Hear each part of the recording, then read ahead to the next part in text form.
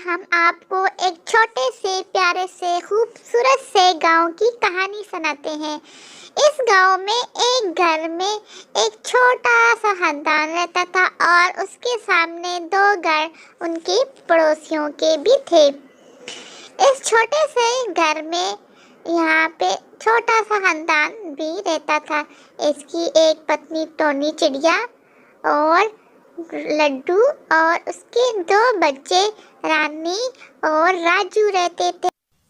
Tony चिड़िया का पति दिन भर अपने काम पे चला जाता। टोनी चिड़िया बच्चों को स्कूल भेजकर घर के छोटे मोटे कामों में मसरूफ हो जाती थी। टोनी का बेटा राजू स्कूल से वापस आते ही सीधा अपने पड़ोसियों के घर चला जाता और वहां जाकर अपने दोस्त के साथ बैठकर कार्टून देखता रहता था। उनके दोस्त के घर अभी अभी टीवी आया था। राजू को टीवी देखने का बहुत शौक था। कुछ ही दिन में राजू को टीवी का बहुत शौक हो गया और वो सोचने लगा, हमारे घर में भी क्यों नहीं टीवी ऐसा हो सकता। वो ये सोचकर घर वापस आ जाता है। घर पहुंचते ही बाहर सी आवाजें लगाने लग जाता है।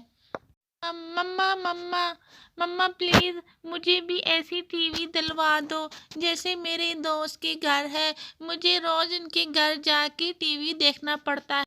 राजू की मम्मा बोलती है, बेटा तुम्हारे पापा तो मुश्किल से 2 वक्त की रोटी और तुम्हारे स्कूल का खर्चा ही पूरा कर पाते हैं। अभी तो हमारे पास टीवी के लिए पैसे तो बिल्कुल नहीं हैं और जब पैसे हुए तो तुम्हें दिलवा देंगे। ये कहकर उसकी मम्मा चली जाती।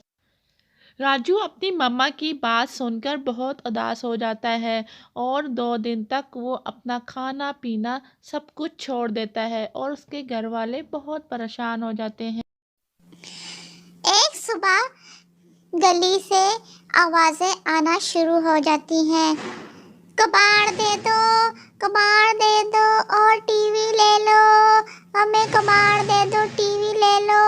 ऐसी आवाजें सुनकर टोनी चिड़िया का बेटा राजू जल्दी से घर से बाहर आ जाता है और देखता है कि बाहर ठेले पर एक टीवी रखा होता है। राजू फौरन से उस टीवी वाले के पास आ जाता है और उससे कहने लगता है, अरे कौवे मियाँ, आप ये टीवी हमें कितने का देंगे? हम आपको पैसा देंगे और ये टीवी मुझे दे दो। ये बात सुनकर कौवा बोलता है, अरे मियाँ 800 में मैं दूंगा, 800 रुपया मुझे दो और इसे ले जाओ।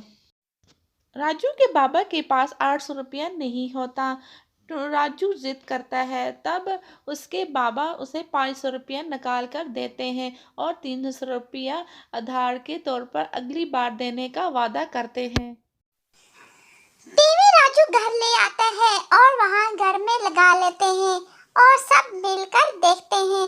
राजू आज बहुत खुश था और अपने बाबा के साथ मिलकर टीवी देखने लगा और उसकी मम्मा कहती है, बेटा अब बहुत देर हो चुकी, अब सो जाओ। जब वो सब सो जाते हैं, आधी रात के टाइम टीवी खुद चलने लग जाती है। उस राजू की माँ उठकर देखने लग जाती है। अभी वो टीवी देख ही रही थी, एक बार बंद होने के बाद जब ऑन होती है तो देखती क्या है, उसमें से एक चुड़ैल बाहर निकल आती है। राजू की माँ ये देखकर वहीं बेहोश हो जाती है। चुड़ैल पास सोए हुए राजू पे हाथ डालती है और उसे अपनी तरफ खींचना शुरू हो जाती है। बचाओ, बचाओ मुझे, बचाओ, मुझे चुड़ैल अपनी तरफ खींच रही है। लेकिन चुड़ैल की और राजू की बातें कोई भी नहीं सुन पाता। रात भर इसी तरह गुजर जाती है और सुबह हो जाती है। सुबह सारी बात लड्डू को बताई जाती है और राजू का पापा लड्डू कहता है, मैं अभी तो काम पे जा रहा हूँ, वापस आकर देखूंगा। मुझे तो तुम्हारी बातों पर यकीन ही नहीं है, ऐसे कैसे हो सकता है। ये कहकर वो वहां से चला जाता है और राजू वहां पे बड़ा डरा हुआ सहमा हुआ बैठा रहता है। इस रात लड्डू उस कमरे में सोता है।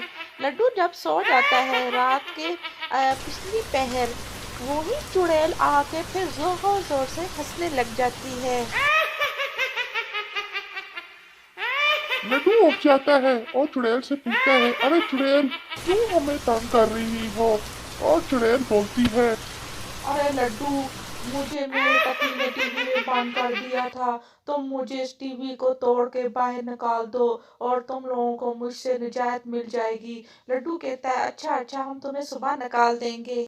लड्डू सुबह अपनी पत्नी को सारी बात सुनाता है और फिर उसके बाद कहता है, अब मैं इस टीवी को जाकर बाहर निकाल कर फेंक कर तोड़ दूंगा और ये चुड़ैल यहाँ से भाग जाएगी।